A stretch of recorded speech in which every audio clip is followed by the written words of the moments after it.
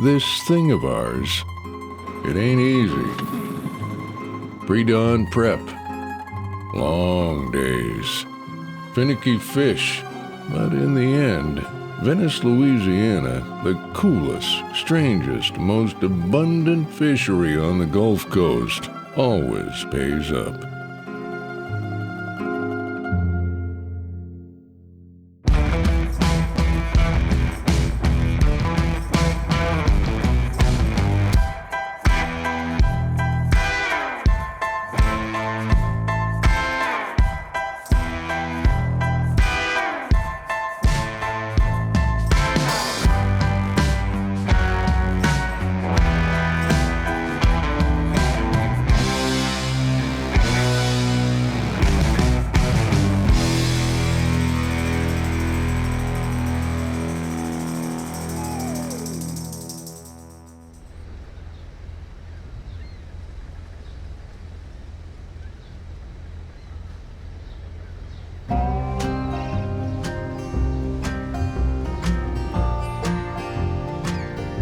Venice is, in a lump sum, the heart of what we call sportsman's paradise.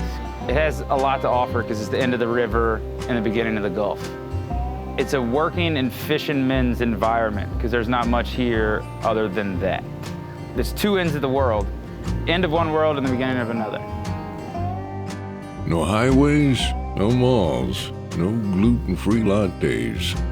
This is Venice, Louisiana, population 200. There's a surreal vibe to the place, like that dream you have, the one with the half-sunken boat, underwater forest, giant pipes spitting fire and seascape dotted with oil rigs. Captain James Peters of Osprey Charters has been fishing Venice for 35 years.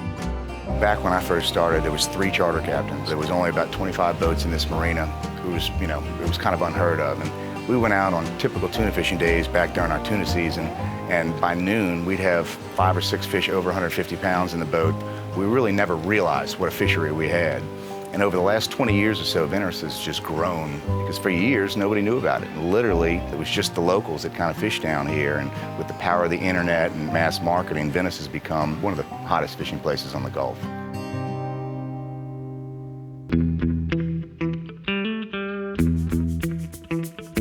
Venice sits at the end of the Mississippi River Delta, 75 miles southeast of New Orleans. At its center, a modest marina with a mix of commercial vessels, charter boats, and million-dollar sport fishers. Venice has a couple of nicknames: Sportsman's Paradise, Redfish Capital of the World, and most relevant to James, Tuna Town, USA. Tuna was kind of our enemy growing up. When a 180-pound yellowfin blew up, the old man would go grab a fillet knife and hack the line. You spend 2 hours fighting a yellowfin tuna when you could be catching a blue marlin. It was funny. My fishing career starting as hating the yellowfin tuna to it becoming my main target. It's really been a crazy evolution. The late 80s came around and sushi became popular, and all of a sudden, everybody eats sushi, and it's the most popular fish that people really come to Venice to fish for.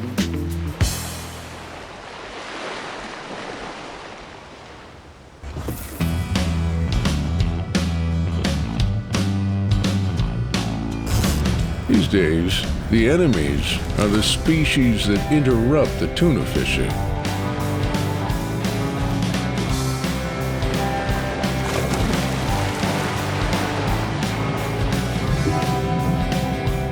Rainbow runners can often jump on baits meant for bigger fish, and the heavier tackle makes short work of them.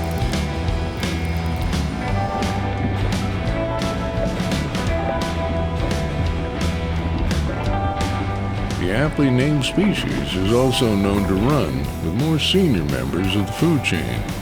Yep. Get too close to the rig, a lot of times the sharks will get you.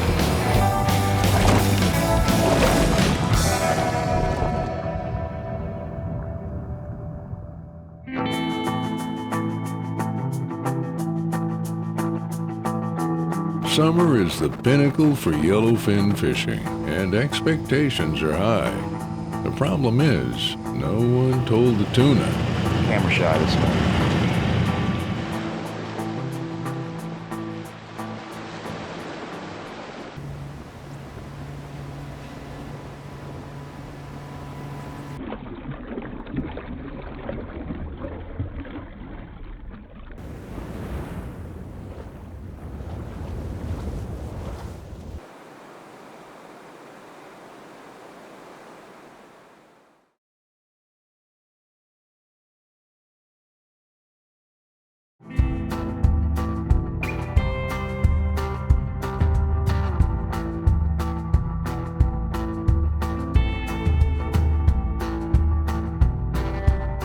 The Sportsman's Lodge is first-class floating accommodations right in Venice Marina. A place to relax, eat well, rest easy, and talk shop with other like-minded guests.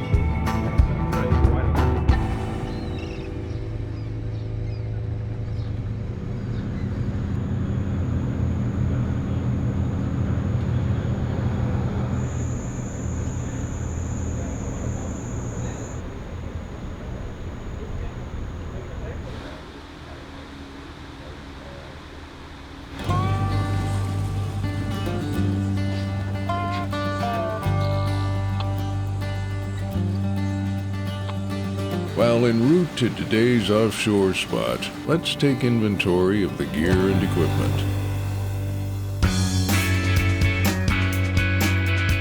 Fast, fuel efficient, and ready for the long runs to rigs, the Yellowfin 36 Offshore. The right kind of speed and power to head offshore with triple Mercury 350 Verados. An extra pair of eyes for below and around, the Simrad NSS-12 Evo 2. From rough weather to sunny skies, Yeti wrangles up the gear for any setup or situation. A polarized view with Costa sunglasses is a must, made tough and durable while cutting haze and blur for greater clarity on the water. They've been around since 1932. There's a reason for that. Pens, rods, and reels stand up to any battle. With colorful recreations and attention to detail, King Sailfish release mounts, fiberglass replicas, are the choice to keep that memory alive.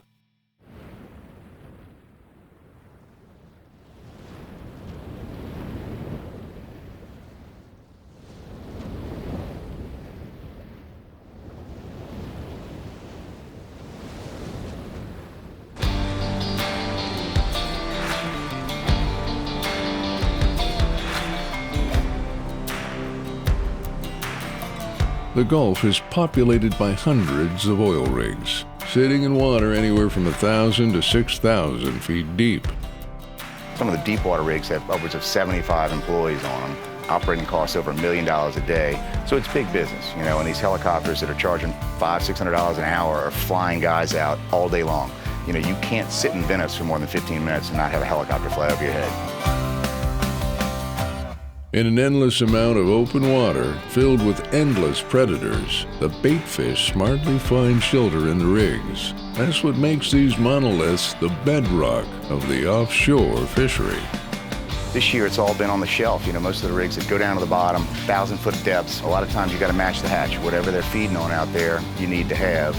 But it's amazing how the rig is just an entire ecosystem. We've been having to really entice them up. A lot of times they're sitting down about 150, 200 foot. So we actually get about 20, 30 baits in a bucket. We dump them out behind the boat, give it a little prop thrust, kind of blow the bait out, kind of keep it from chasing the boat. Throw our live baits with hooks on them out. Sometimes it's just like clockwork, and all of a sudden the tuna come up and they go on bananas.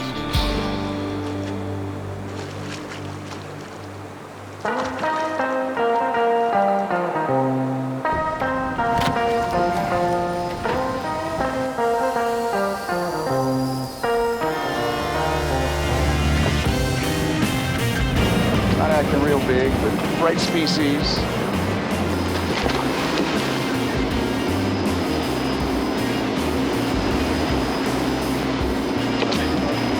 Nice work, Cat. Yellowfin tuna, Venice style.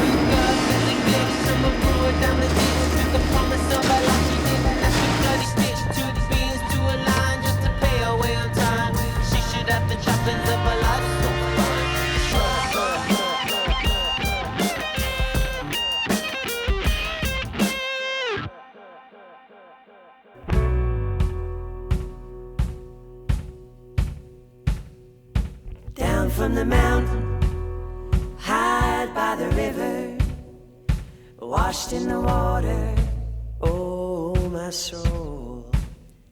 Straight to the border, cold wire fencing, the hounds are a-barking, and not far to go. Success comes easier when the captain-mate relationship is on point. This one goes beyond a shared passion for fishing. These two are never short on enthusiasm. That's the thing that you live for, you know, the grind, the pandemonium of organized chaos is what I live for.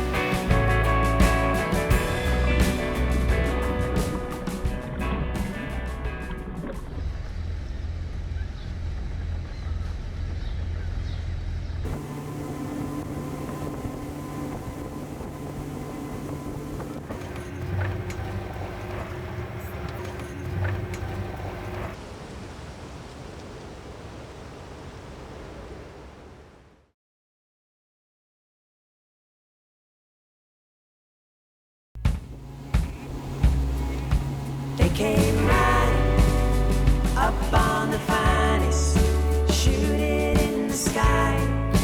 They ain't gonna find us.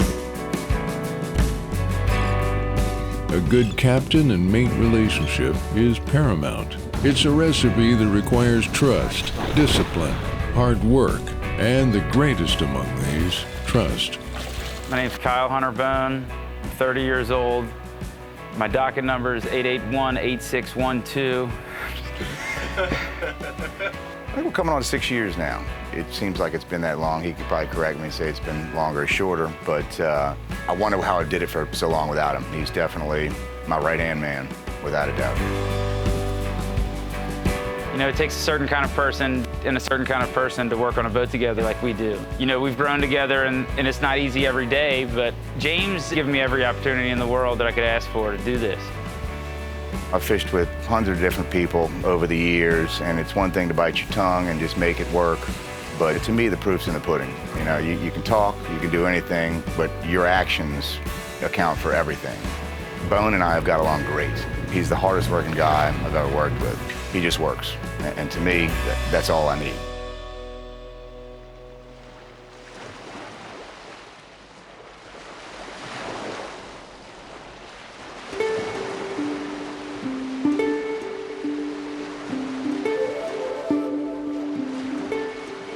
One of the great sights in tuna fishing is watching them bust bait at the surface, like cannonballs fired from below.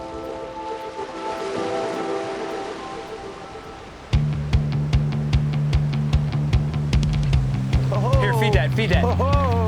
Jackpot! One rolling a bait right here. It's a big fish, too. Oh, did you see that thing? Did you see the bait in his mouth? Angry fish. Well, they just came up like gangbusters. We must have had 30 fish back here blowing up, jumping up, everything. Take that, you filthy animals.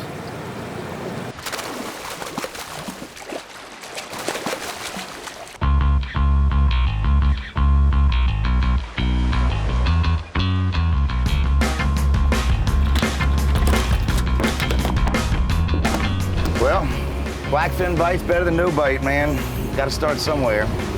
First bite was a blackfin, better known as the neighbor tuna, the one you bring to your neighbor.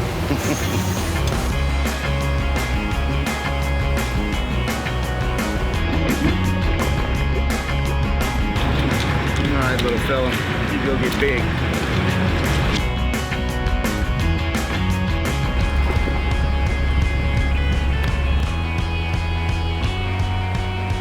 fish on. It's a tuna. Nothing like getting taken to school by a neighbor.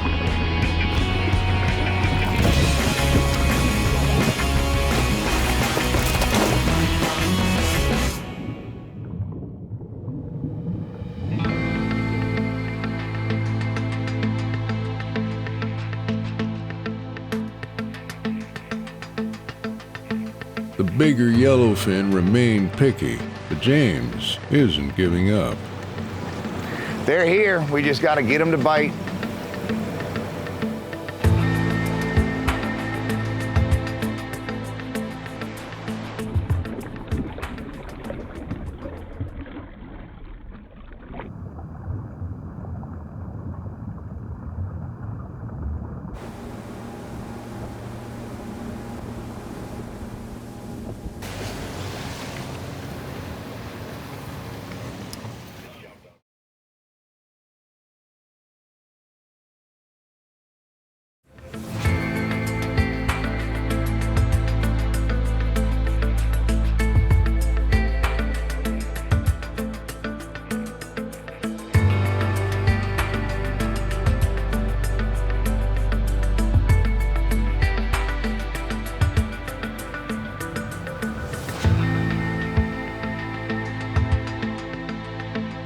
Yesterday, man, the fish were going nuts. They were really coming up everywhere, all sides of the rig. I mean, we pretty much threw poppers for 3 hours at them, mainly just blackfin. We're back at the same rigs, ton of fish here. They're staying kind of deep. They hadn't really come up much today. We catch tuna in pretty much every technique there is. It always amazes me when I got pretty live bait in the live well and we're using bonita that's been on ice for 4 days. You gotta make them happy, and they can be finicky. Finicky and fickle.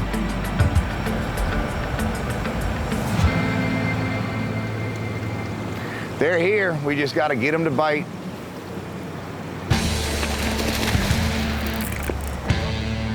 Packing the saddle again.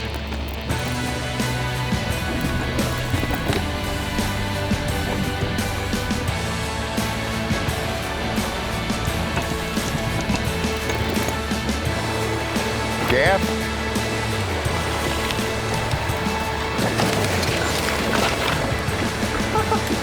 Look at this. Yes! Yeah, me! Oh, his neck's like about to break. He got 100 pounds of tuna on his head.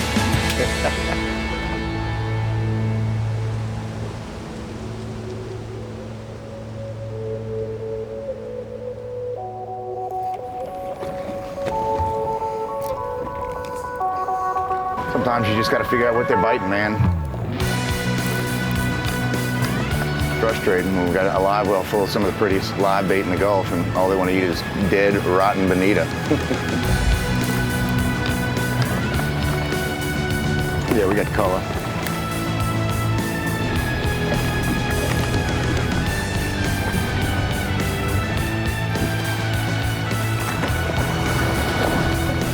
Yeah, baby. That's what I'm talking about. Venice yellowfin, the one we come for.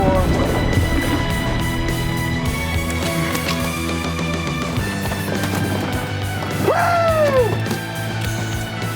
Big badass bone, they call him.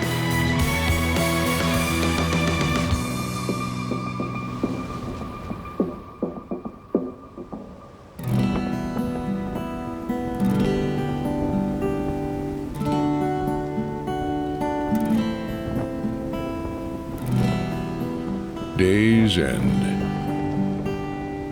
A couple of things left to do. Clean the fish and have Louisiana Department of Wildlife and Fisheries collect otoliths. The small ear bones are the fisheries tea leaves. Reading them reveals the health of the tuna population. We put them in a resin and take a cross-section of them, and we put them under a microscope, and they actually lay down rings almost like a tree, and so we're able to count out roughly how old they are. There's never a day, for the most part, unless the weather's bad, that yellowfin aren't coming into this dock. I mean, The amount of fish I've seen through the years just blows my mind. So to me, it's exciting because I feel like the fishery is strong.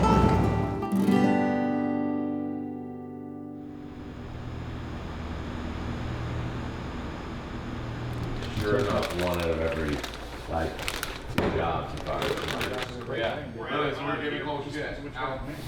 Seared tuna, a little Asian style.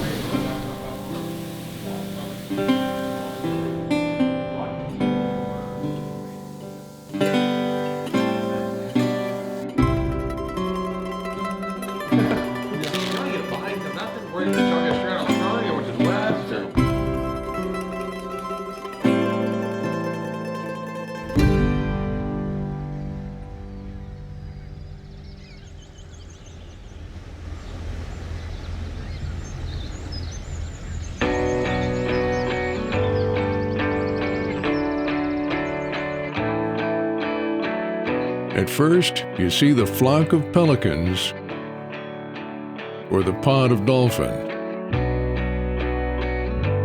The wild is a work of art. But commerce is always somewhere in the background. It's a reminder that Venice is a crossroads of nature and industry. For sportsmen like James and Kyle, that X marks the spot.